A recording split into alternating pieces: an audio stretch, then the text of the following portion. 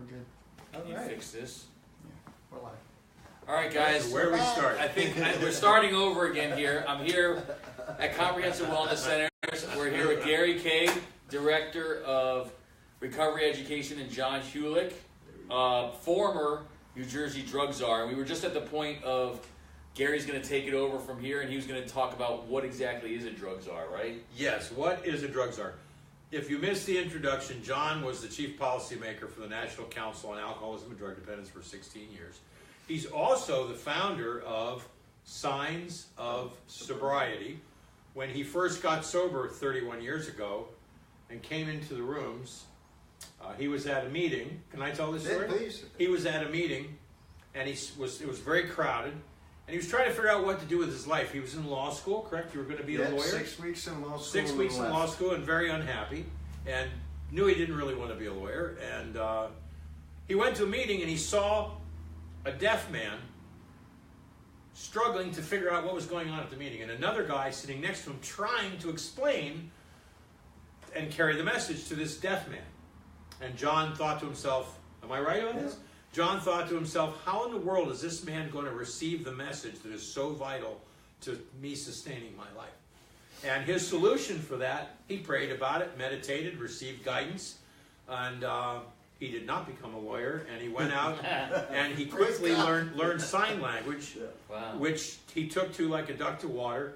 He very quickly became known as Sign Language John, and deaf men and women all over New Jersey started hunting this guy down so that he could sponsor them, take them through the steps using sign language. He met his wife that way, and who was deaf, and just has a remarkable story.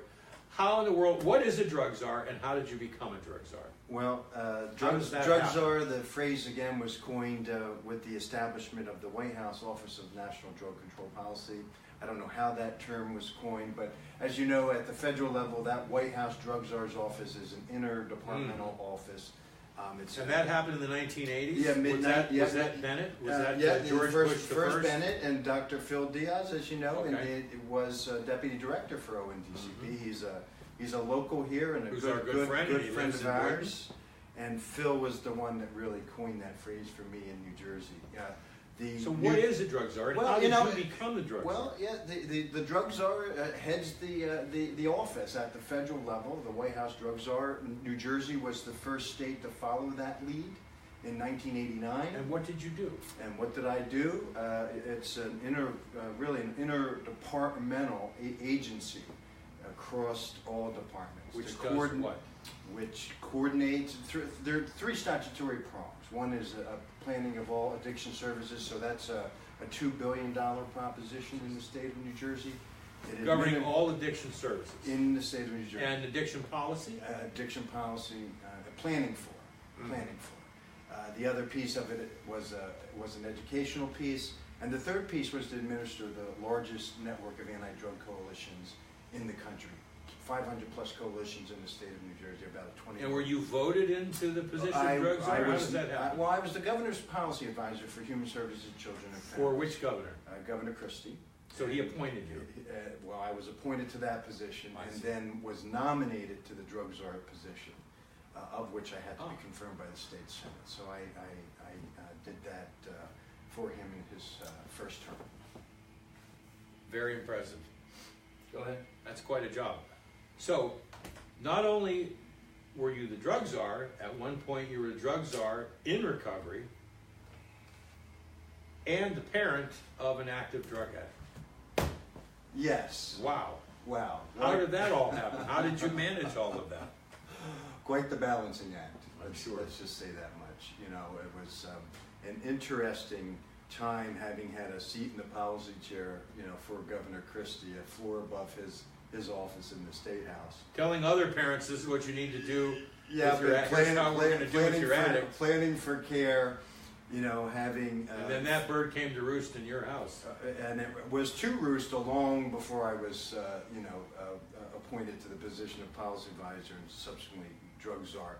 We, with respect to our daughter, we first dealt with early onset mental illness. There were issues that came to our attention in 5th grade, and I can only look in hindsight and know at that moment that a light switch went on that said, I have to fix it. You know, up until that point, I think, you know, in terms of the spiritual relationship with God, I can only look in hindsight and say, wow, at that moment she started to present, I was like, okay, now we're going to go get the best educational evaluations, this evaluation. You're going to fix it. I am going to fix it.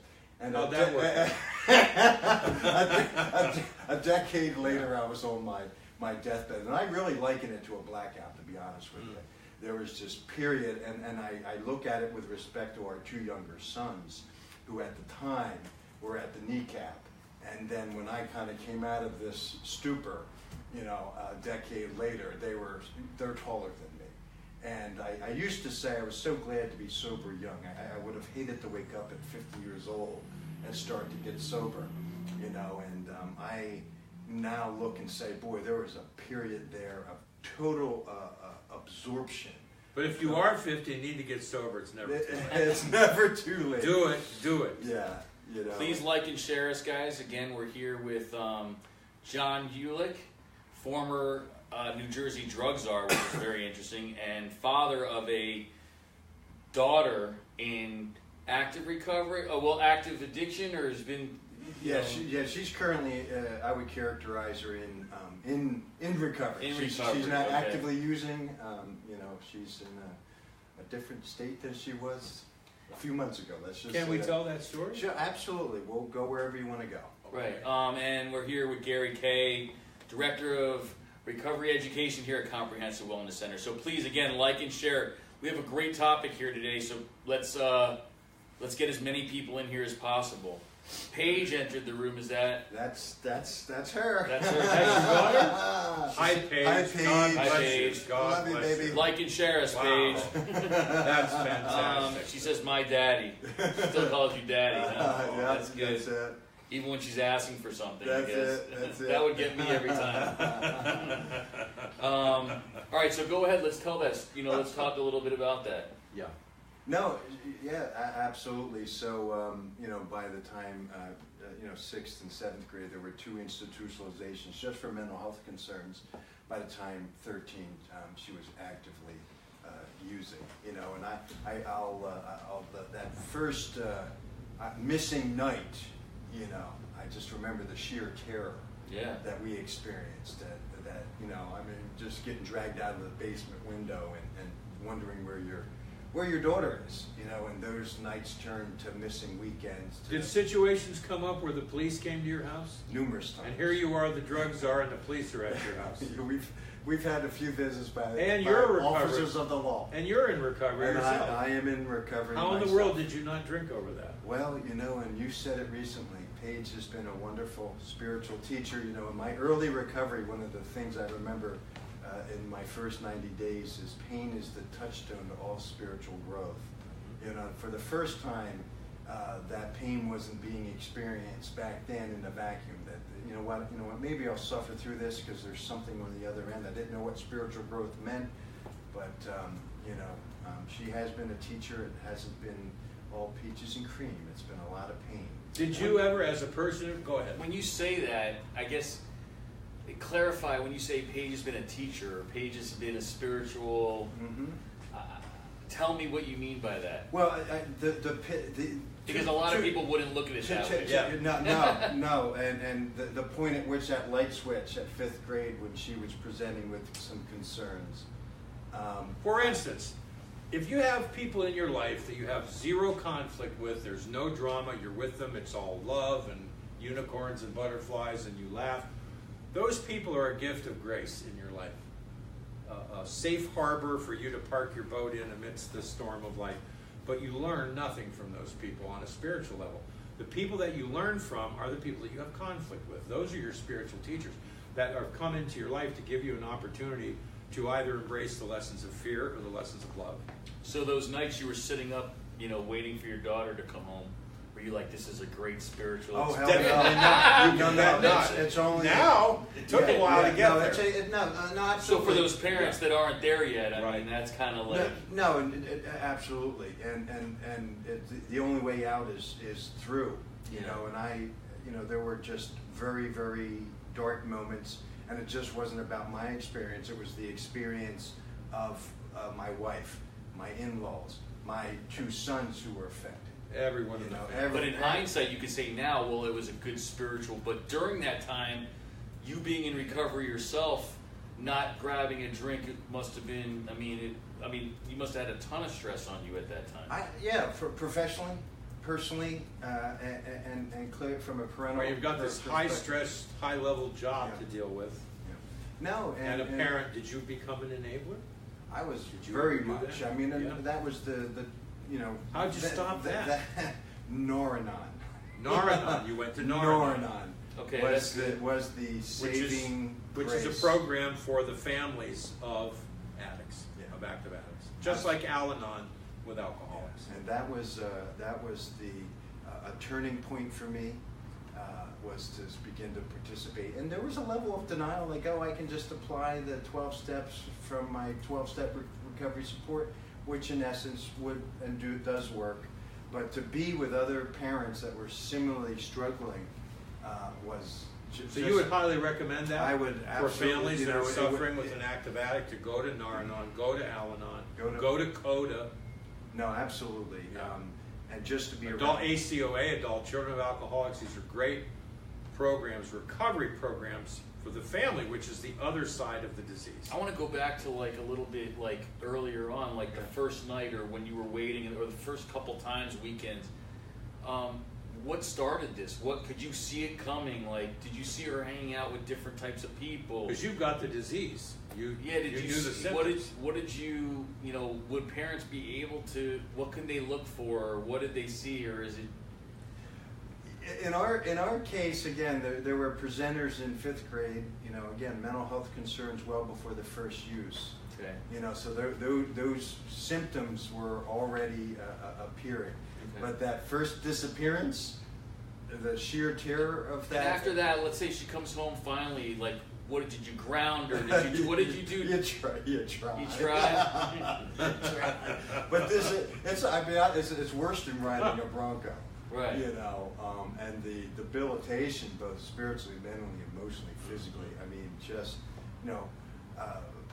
my bottom at age 24, in terms of my alcoholism, was nothing compared to the dark spaces that I entered with respect to navigating this illness in our home, and from an active perspective. That pales in comparison. Could you look back and see anything you would have maybe suggested to someone when that's happening for the first time in their life, or is it just you have to go through it?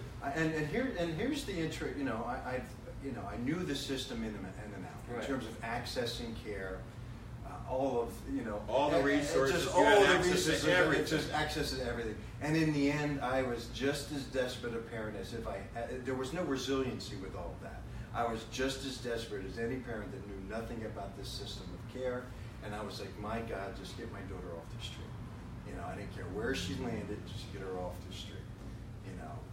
And my epiphany, beyond going to Noranon, if I had to look back, I'd have gone to Noranon a hell of a lot sooner, Yeah.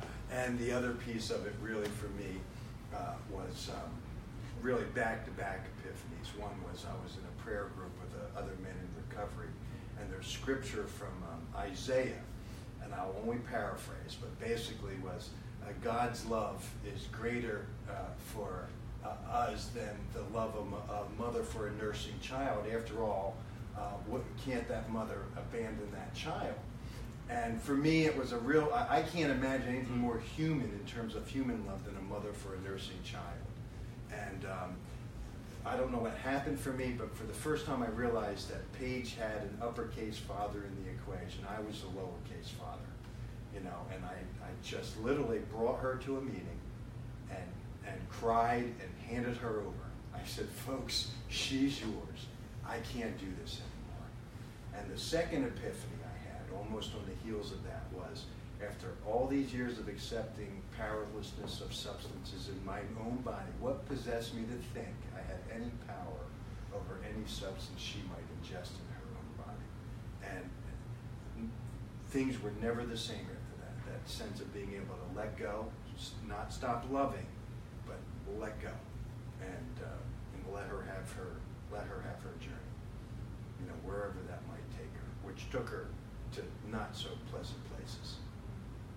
Was that something that you had to tough love, or what was the difference when you said you turned? Did you still allow It her? was it's hard to, it's a spiritual shift, that state of chronic worry, the depression, just the Right. sense of Trying to manage it causes depression in the parent. exactly, The expectation that isn't going to be met. Yeah, Or may not be met. So it's just a shift, Jason. It's almost that surrender with respect to alcoholism. You can't manufacture it. There's just something that happens. Did you do all the typical things? You sent her to treatment, for instance, for detox, everything under the sun, everything under the sun. And she wasn't ready, right? No.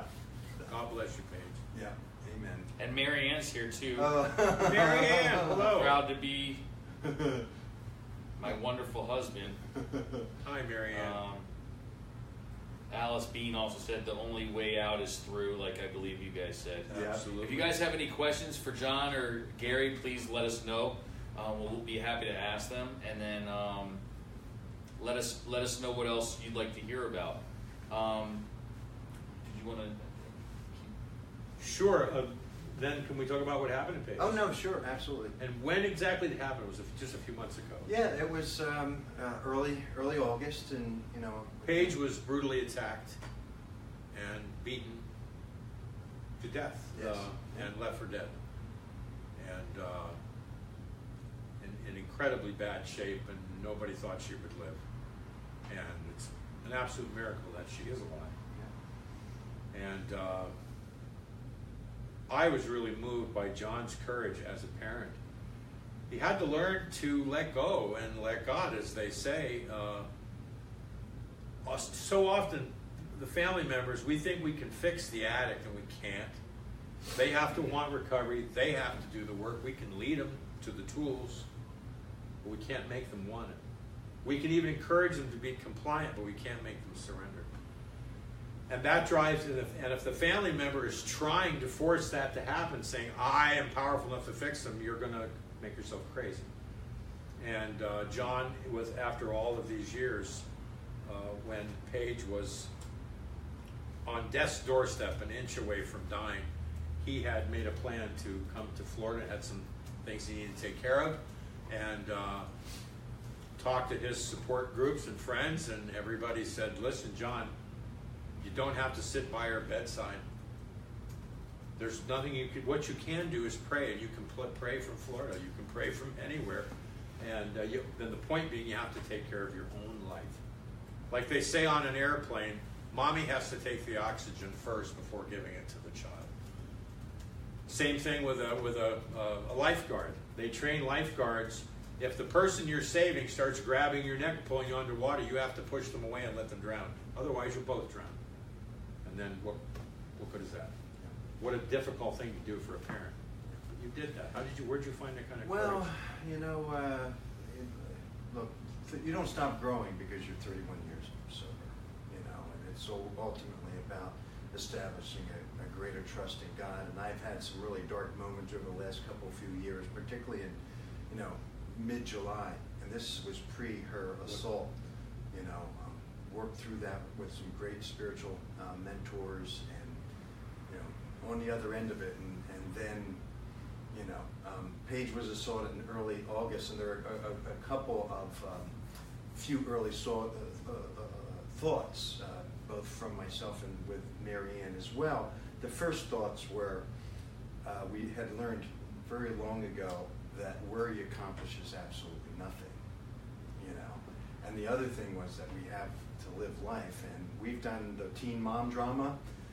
We've raised a 7-year-old grandson. We're in the midst of raising our second grandson, who's nearly 2 years old. How do you stop worrying? How do you do that? Turn it I over. still haven't figured it out. Yeah, how do you do that? I haven't worked the steps. Yeah. I'm not in recovery, but I need to stop, figure that one out. Well, and it is a process of that sense of powerlessness. Yeah.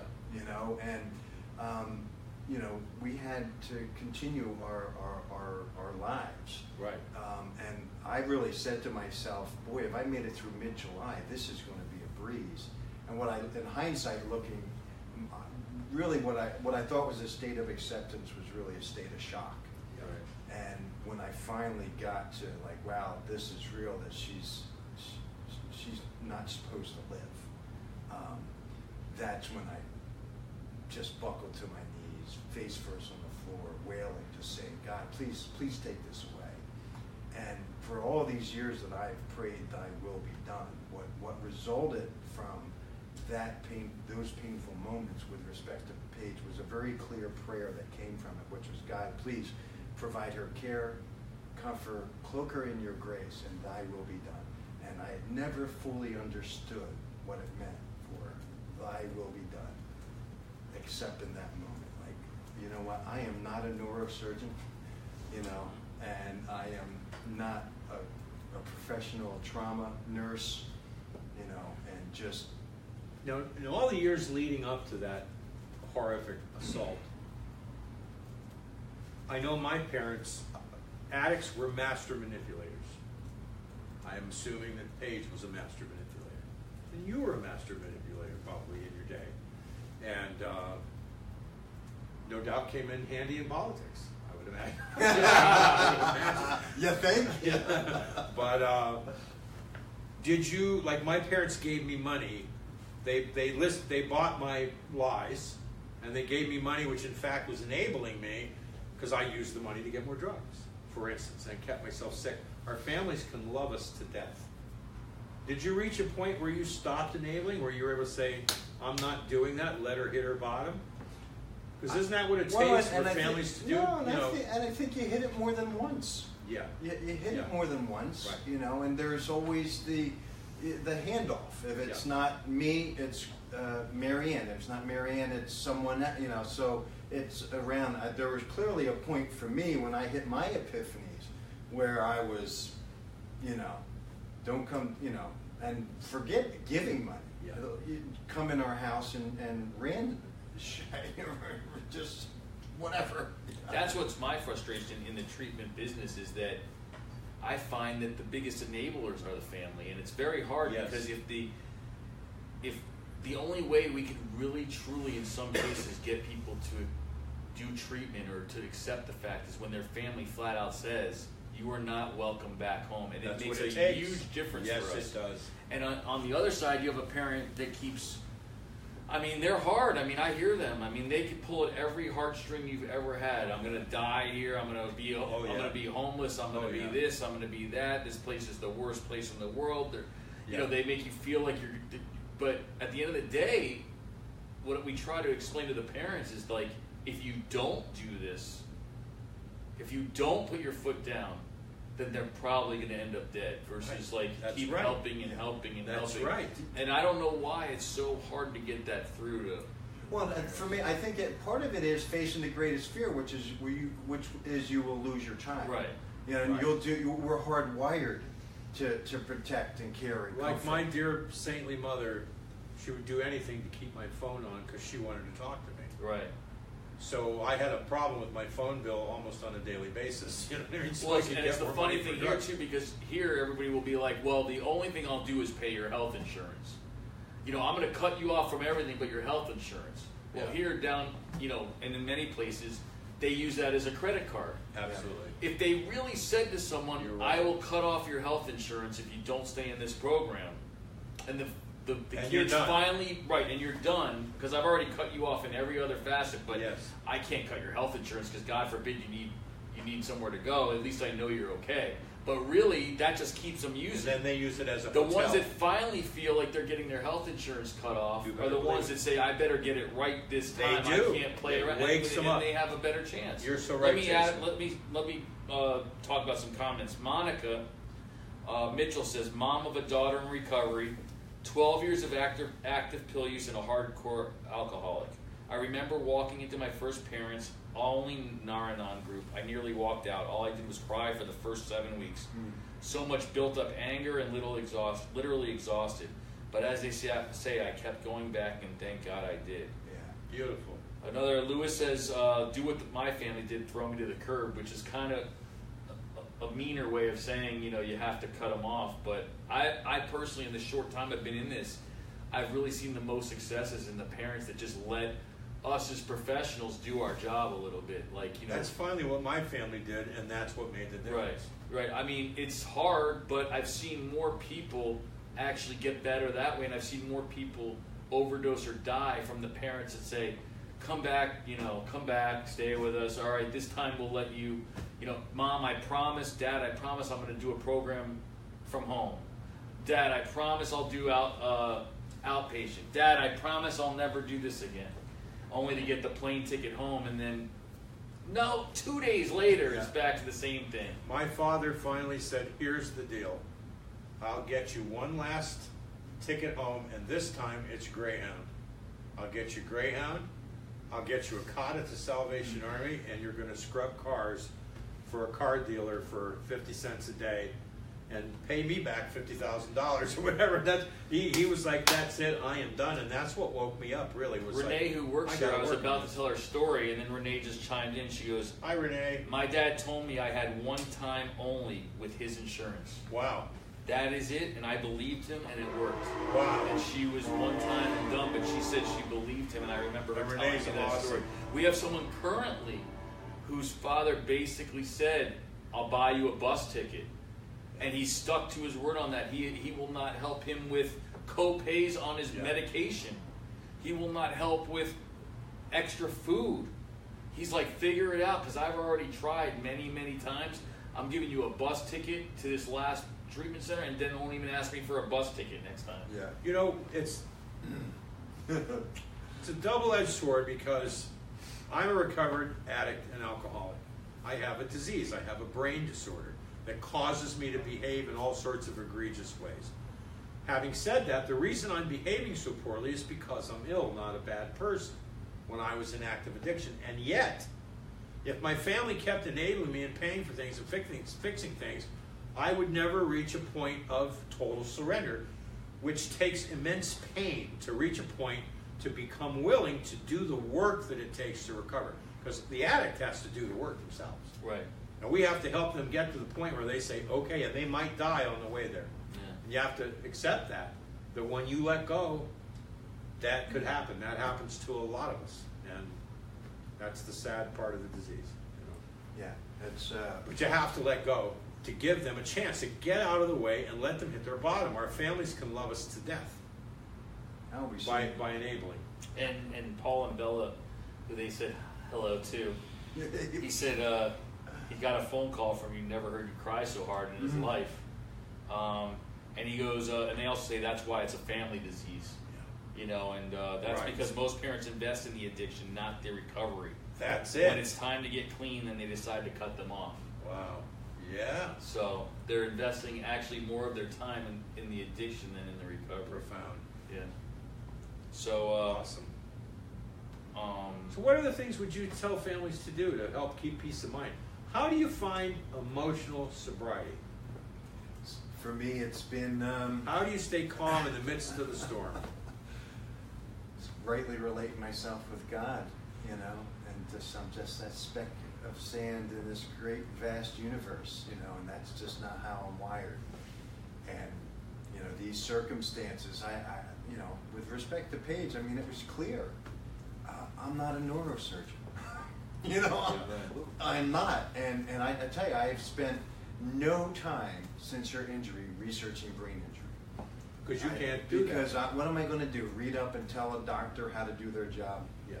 It just seems so ridiculous to me. So to find my right spot in the universe, how will God use me? But, that major, I totally get it. Life and the smaller, like, can I still maneuver and manipulate to try and get my way? Absolutely. Now, as an addict, when I would have a craving to use drugs, my very wise original gangster sponsors gave me techniques to help me deal with the cravings. They said, hit the knees, pray, ask God to take the thoughts from you. Get on the phone and talk to 3 recovered alcoholics or drug addicts, and then find somebody to help. And the cravings would lift. What would you tell a family member who's losing their mind because their kid, they don't know where their kid is, they're high, they just robbed, they took their bank account, whatever crazy thing is happening. What advice would you give them? First, what do they do? Well, first they're not alone, and, Okay. and get self-support. That would Gotta be- get support. Have to get support. Yeah. That you're not alone. I mean, we've seen a lot of efforts around stigma reduction. I mean, this is the real deal opiate epidemic, right? I mean, when I started with Governor Christie in 2010, and we were setting out an agenda for his first term, I termed this an issue, 25 and unders, opiate use, an epidemic, strictly based on treatment admissions back then, where we saw a spike from 2006 to 2000, and the trend chart went like this. Anybody saw a trend chart like that would say there's a problem. You know, and that was the beginning of 2 terms of the governor. And nobody still wanted to talk about it. And no one still wanted to talk about it. And when I left as drug czar, we were at 400 OD deaths. And today we're over 2,000 in the state of New Jersey. That's crazy. Yeah, that's crazy. And we have not seen the tip. We're not past. We're the nowhere worst of- near there yet. We're No. nowhere No, near it. it's still going up. Well, what are we, I mean, I'm not seeing what we're changing right now still. Well, and part of it is what are we changing, Yes. and that's What's a very, going to make the number go down? Right. Well, and that is a whole host of things, and throwing money at this, doing business in the same old way is not Isn't going to gonna- achieve right. the end result. And No. and my energies over the last few years, based solely on what I learned with respect to navigating Page's care, what I've known as a professional in the field, both from a policy and a boots on the ground guy, is the system of care that is so flawed and so fractured, you know, that it incentivizes failure is exactly what it does, you know, and you're beginning to see it. The governor's talked about it, really signaled it in February, but, you know, how do we lengthen this continuum of care and get us out of this acute mindset? You know, we have to lengthen it.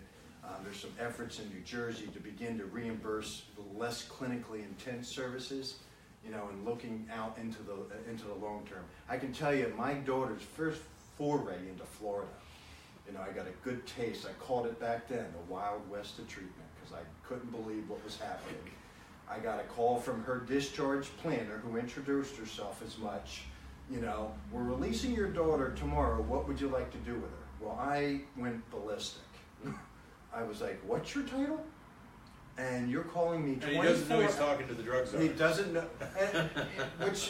What does that mean? Right. Yeah. Except, you know, I pitched such a fit that the CEO was on the phone, you know, within an hour. Now, what did they do to Paige? They Threw her out on the street. well, no. No?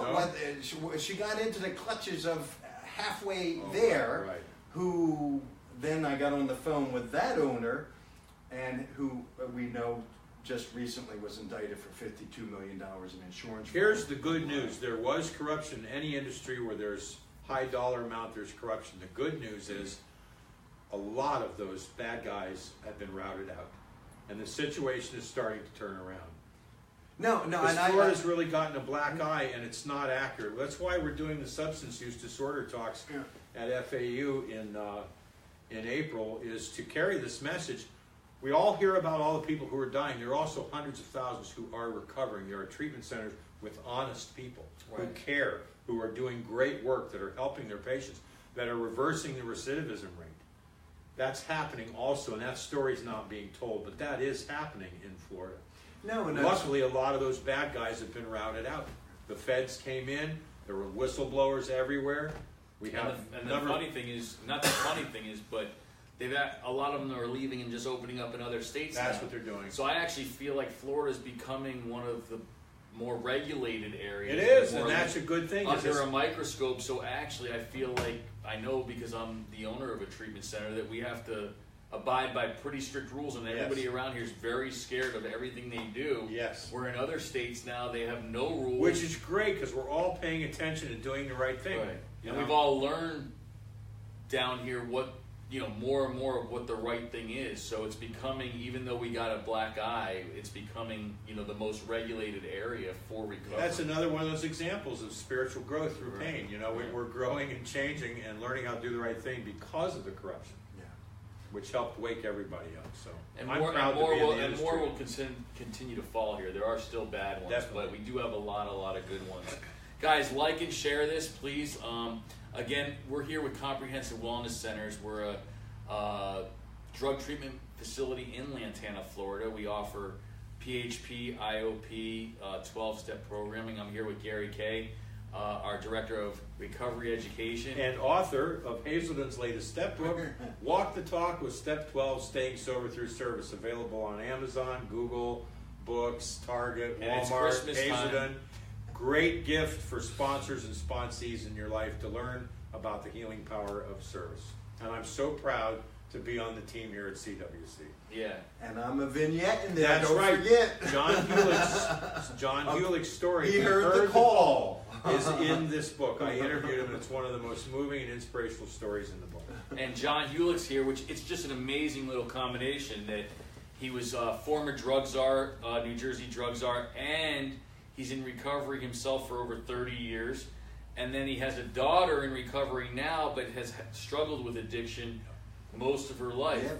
Yeah. And the combination of a former drug czar dealing with a child that's struggling with addiction, it's been very interesting. So please, any family members, any parents, anybody at all that would like to ask any questions, ask us questions about the recovery or the 12-step work we do here at Comprehensive Wellness Centers. If you want to comment at all about your personal recovery or the struggle you're going through, please comment. Marianne comment, you have to want it and work for it to get sober and have a healthy life.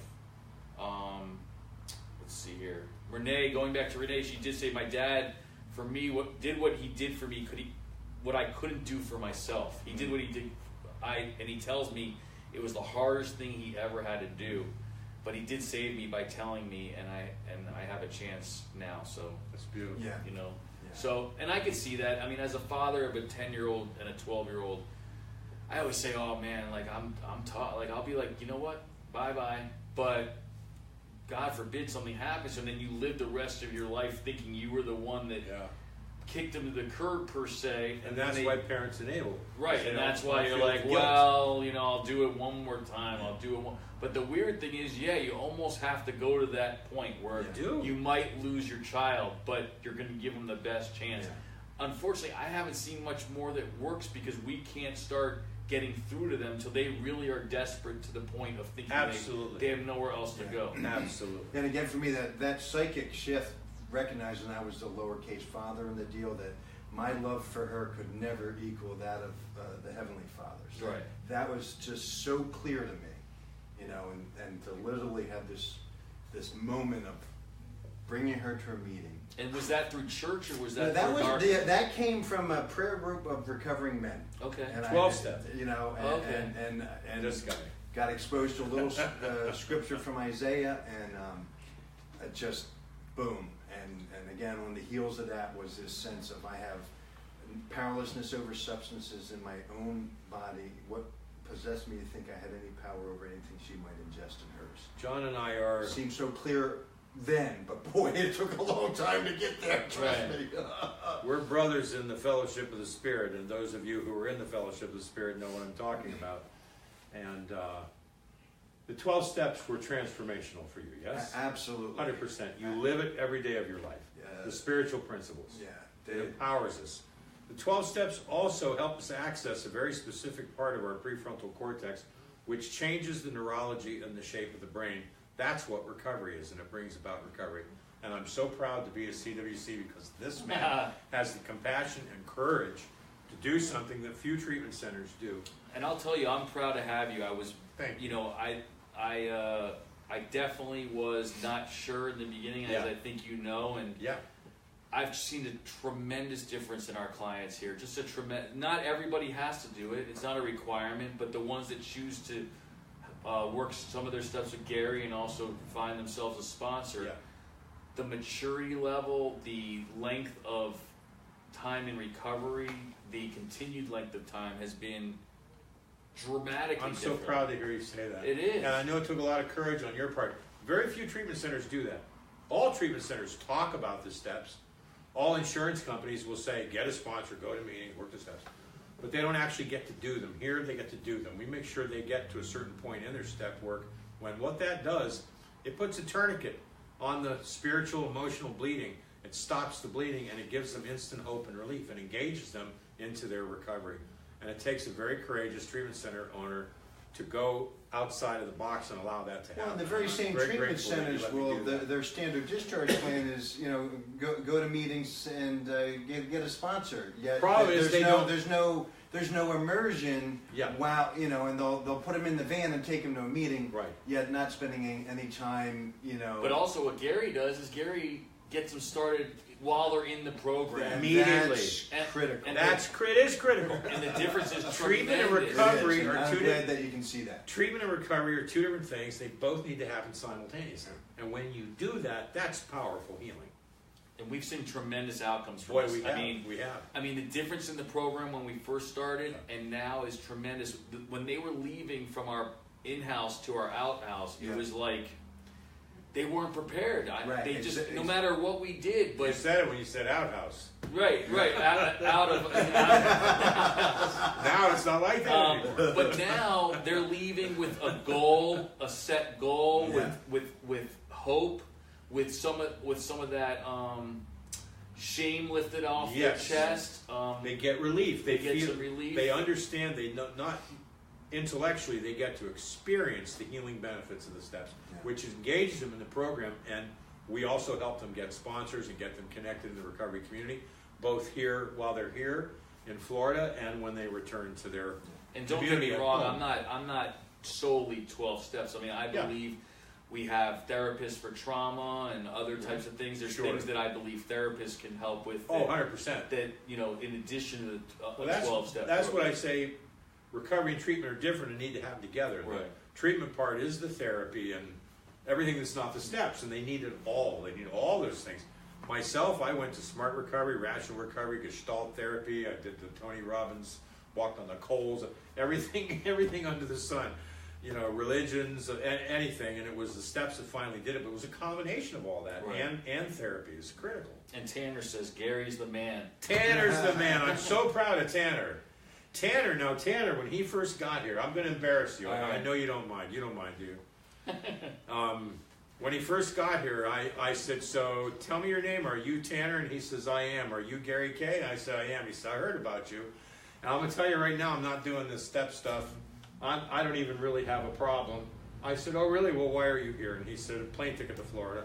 Place to stay until I get an apartment. And it wasn't too long after that, he knocked on my office door and said, listen, if you don't tell anybody, I'd really like you to take me through the steps. Yeah, that's an incredible story. And we've just as thick as thieves now, and I love this guy. And he's turning into a real recovery warrior. It was amazing. In just a few short weeks, watch this sort of feverish clod of ailments, this kid turn into a beautiful man and a person of integrity. Just like that, the transformation was astounding, because he did the work. He was willing, he was ready, he surrendered, he put down the weapon, he stopped fighting, he raised his hands, he waited for instructions, he followed the instructions. And Tanner's actually getting a high from helping others. Yeah, Well, there you go. And that's And what those it's all about. neurotransmitters, That changes the brain. It changes the brain. That's He's step- getting like a high every time And he that feels good about helping others. Is step 12. Walk the There talk you with go. step 12, staying sober through service. And Moving from selfishness That's and right. self-centeredness That's to the whole key of it. That's the Right. key. that's what our And goal he is to hasn't get started there. sponsoring people himself, He but will just soon.